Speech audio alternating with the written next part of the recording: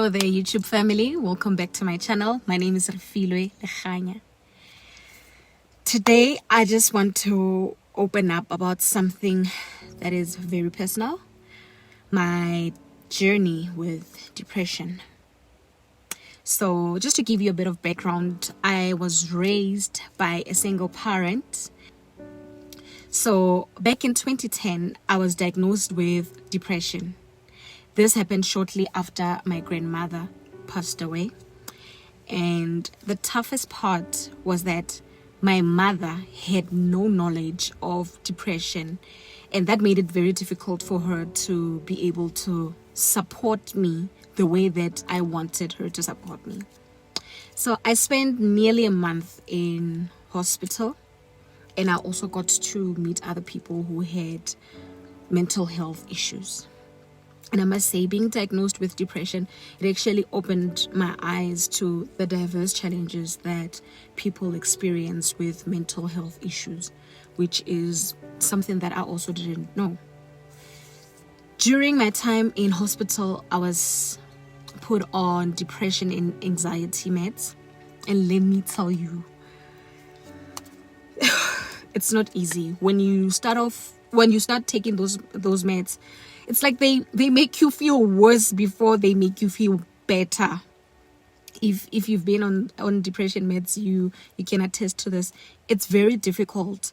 Actually, you'll even be tempted to quit because you'll feel like, you know what, it's like your situation becomes 10 times worse. It's not easy at all. Okay, so got out of the hospital and I still continued to take my depression and anxiety medication. And luckily, the psychologist that was assisting me was also a pastor. So he also advised me to pray, to read the word. And I incorporated this into my daily routine. I prayed, I read the word, I exercised just to keep things under control and to improve my mental health. Eventually, I completed the recommended course of my medication. However, one thing that I noticed was the fact that whenever something painful or challenging happened, it hit me. It hit me harder than it would someone who didn't even have depression, because I knew for a fact that, you know what, I think that I can be able to handle things better, but because of depression, it's like I am seeing a small thing as a big thing. I'll tell you, I had a very great job. I worked for this company for 5 years. I was doing so well. And when I started having these episodes, because they would happen a lot, even when I was at work, they would happen.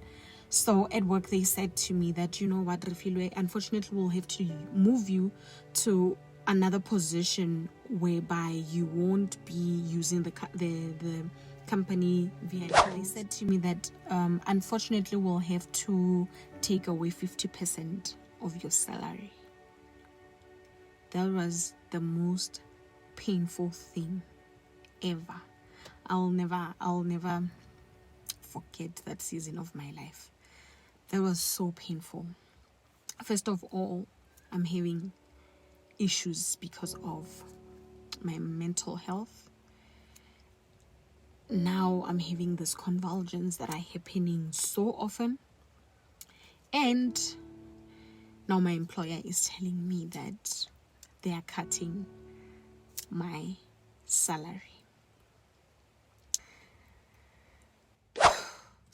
I know you might be wondering, Refiloe, why would you want to share something so personal? First of all, to those that are struggling with mental health issues, remember, you're not alone. You possess incredible strength and healing is very much possible. Seek professional help.